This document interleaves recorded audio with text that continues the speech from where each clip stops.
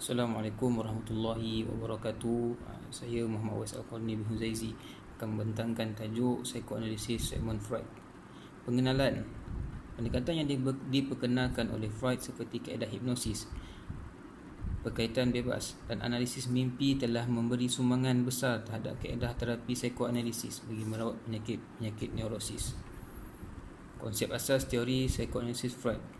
Menurut Freud, asas kepada aspek mental terbahagi kepada tiga. Pertama, minda sedar, ialah bahagian paling atas dan dikenali sebagai tahap sedar. Pada tahap ini, tingkah laku yang berlaku adalah disedari, difikirkan dan berfungsi secara rasional. Namun, bahagian ini memainkan peranan yang kecil dalam perkembangan personaliti seseorang kerana ia beroperasi pada permukaan personaliti seseorang. Kedua, ialah minda prasedar. Bahagian ini terletak di antara minda sedar dan tidak sedar. Pada tahap ini, ingatan seseorang pada keadaan sedar dan tidak sedar yang hanya memerlukan sedikit usaha untuk menyedarkan keadaan tersebut. Sama seperti kalau kita belajar, ataupun kita satu berlaku dalam hidup kita yang mana kita boleh mengingati satu perkara itu dengan perkara yang kecil. Contoh, kita pergi kenduri, kita pernah jumpa tapi kita tak perasan. Yang kita perasan, masa tu aku pakai baju warna biru. Disebabkan benda yang kecil itu kita boleh bersedar.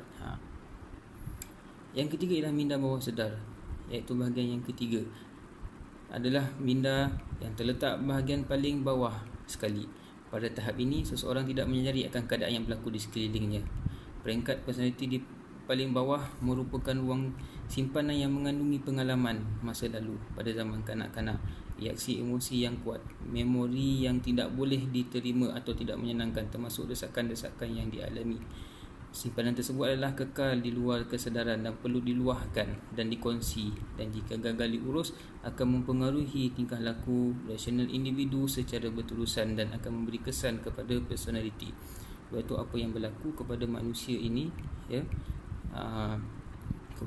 benda-benda yang ingatan-ingatan yang tak enak akan disimpan di minda bawah sedar, tetapi perkara ini perlu diluahkan. Inilah gunanya yang kita katakan counselling ataupun psikoterapi.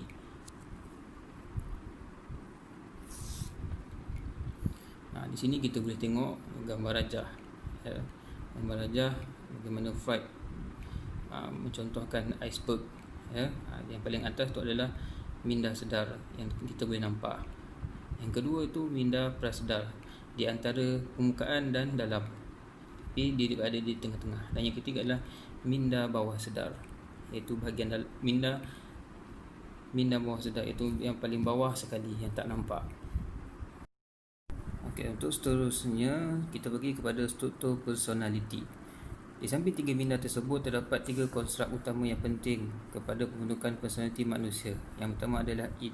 Id adalah peringkat pertama dalam minda manusia, merupakan asal kepada personaliti.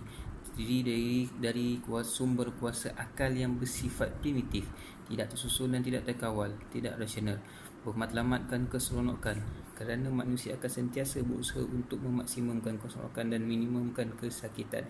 Itulah manusia, dia akan cari keseronokan. Itulah id.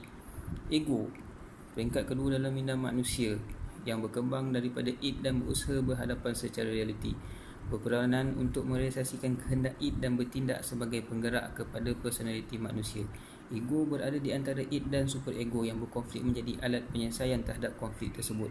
Ego menjalankan tugas dan ia dapat mengurangkan desakan-desakan yang berlaku serta dapat bertindak secara realistik dan berkesan. Superego, peringkat personaliti paling bawah dalam minda, lebih cenderung kepada perkara berbentuk positif dan bersesuaian dengan nilai moral masyarakat. Terdapat dua komponen utama dalam superego, iaitu suara hati dan kematangan ego, memberikan pedoman untuk membuat penilaian dan pemilihan dalam sesuatu keputusan yang dibuat. Jadi maknanya id ialah sesuatu yang ingin mencari keseronokan, dan yang akan merealisasikan itu adalah ego. Tetapi yang memberi nilai kepada apa yang ingin diputuskan oleh ego itu adalah superego. Kerana superego adalah yang sesuai dengan nilai ataupun norma masyarakat. Jadi ketiga-tiga ini perlu kepada manusia. Seterusnya ialah penggolakan 3 konstruk. Yang pertama, struktur personality pertama menunjukkan saiz id adalah dominan berbanding saiz ego dan saiz super ego. Dalam penggolakan ini, kehendak id yang berasaskan keseronokan dan kepuasan tidak tercapai. Oleh itu, hasil yang berlaku, individu lebih cenderung membentuk personality seseorang individu yang sentiasa tertekan kerana id tidak dapat dipenuhkan. Struktur yang kedua, struktur personality menunjukkan saiz super ego lebih dominan berbanding id dan ego. Super ego berjaya mendominasi prinsipnya sebagai pengawal moral dan menahan-desakan id. Keadaan ini tidak seimbang kerana ego tidak dapat memainkan peranannya dan menjadikan personaliti individu itu mudah dikawal.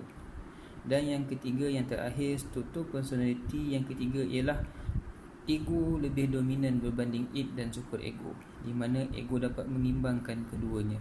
Ego berjaya memainkan peranan sebagai pelaksana personaliti dalam mengimbangkan kehendak id dan super ego dan bertindak secara realistik. Oleh itu, pergolakan yang berlaku membentuk personaliti yang sihat dan seimbang. Jadi itulah 3 senario yang berlaku jika id, ego dan super ego itu bergolak dan akan membentuk personaliti seseorang itu berdasarkan mana keseimbangan ataupun mana yang lebih berat. Dan sini kita dapat tahu bahawa manusia yang seimbang adalah manusia yang baik adalah yang dapat mengimbangi di antara ego, super ego dan id. Saja daripada saya. Assalamualaikum warahmatullahi wabarakatuh.